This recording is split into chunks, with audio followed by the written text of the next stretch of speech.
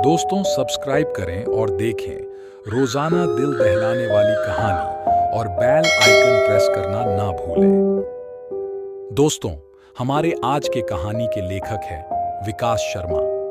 दोस्तों यह कहानी विशाल नाम के एक लड़के की है जो गांव से शहर काम की तलाश में जा रहा होता है। उसकी जान पहचान का यहाँ पर केवल उसका एक दोस्त होता है। जब विशाल बहुत समय बाद ट्रेन से उतरता है तो वे अपने दोस्त राहुल को कॉल करता है तो उसे राहुल की तरफ से रिप्लाई आता है जिसमें राहुल उसे अपने घर का एड्रेस दे देता है और कहता है कि आज उसकी ऑफिस में ओवरनाइट है तो वे आज घर नहीं आएगा, इसलिए वे घर जाकर फ्रेश होकर खाना पीना खाकर सो जाएं। और राहुल विशाल को यह भी कहता है कि चाहे जो हो जाए पर गलती से भी रात के 12 बजे के बाद न उठे, जिसको पढ़ने के बाद विशाल को कुछ समझ नहीं आता। पर वे बहुत ज्यादा थक गया था, इसलिए वे पहले उस एड्रेस में जाता है और गमला के नीचे रखे चाबी से दरवाजा खोलकर अंदर चला जाता है और फिर अच्छी तरह फ्रेश होकर खाना सब खाकर सोने चला जाता है। ऐसे अब भी विशाल को सोए हुए बस 2 घंटे हुए होते हैं कि तभी किचन से अजीब सी आवाज आने लगती है, जिस कारण विशाल की नींद खुल जाती है।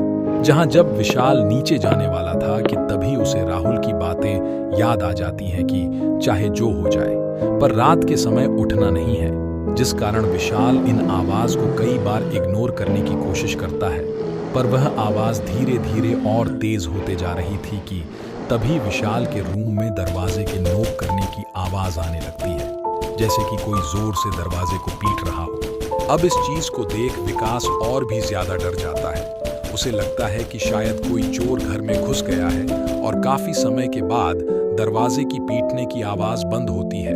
इसके बाद विशाल थोड़ा शांत होता है और काफी समय हिम्मत करने के बाद विशाल एक मोटी लकड़ी लेकर अपने रूम का दरवाजा खोलता है, जहां पर बाहर कोई नहीं होता है कि तभी उसे धीरे धीरे किचन से सामान की गिरने की आवाज आने लगती है। तो उसे लगता है कि वह चोर किचन में कुछ चोरी कर रहा है, तो वह धीरे धीरे करके किचन की ओर बढ़ता है, जहां पर उसे एक औरत खड़ी दिखती है, जिसे देख विशाल उससे पूछता है कि तुम कौन हो, पर सामने से कुछ आवाज नहीं आता है। और विशाल उससे कई बार यही सवाल करता है, पर एक भी जवाब न आने पर विशाल किचन की लाइट चालू कर देता है।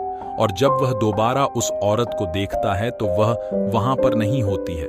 और अब इस सब के कारण विशाल बहुत ही ज्यादा डरने लगता है और उसे समझ नहीं आ रहा था कि उसके साथ क्या हो रहा है। इसलिए विशाल सबसे पहले राहुल को कॉल करता है और अपने साथ हुई यह सारी घटना बताता है, जिसे सुनने के बाद राहुल उसे तुरंत उस घर से निकल जाने के लिए कहता है। और राहुल यहाँ पर विशाल को उस औरत के बारे में पूरी हकीकत बताता है, जिसे सुन विशाल के पूरे रोंगटे खड़े हो जाते हैं और विशाल भी बिना सोचे उस घर से तुरंत बाहर निकलने के लिए जा रहा होता है कि तभी उसे वही औरत बाहर वाली दरवाजे के सामने खड़ी हुई दिखती है, जिसके पूरे शरीर से खून टपक रहा होता है, जिसे देख अब यहाँ पर विशाल के पसीने आने लगते हैं। और तभी वह औरत विशाल को एक चाकू मार देती है। इसके बाद विशाल बहुत ही तेज चिल्लाता है और उसकी नींद खुल जाती है और उसे पता चलता है कि यह उसका एक बुरा सपना था।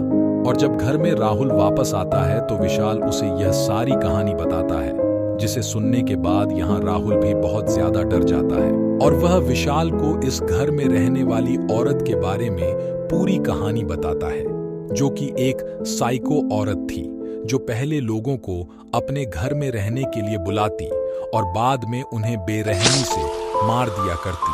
और कहते हैं एक दिन पुलिस को उस साइको औरत के बारे में सब कुछ पता चल गया और फिर पुलिस वालों ने उसका एनकाउंटर कर दिया। और कहते हैं तब से उसकी आत्मा इस घर में भटक रही है और यह एक हॉन्टेड हाउस है।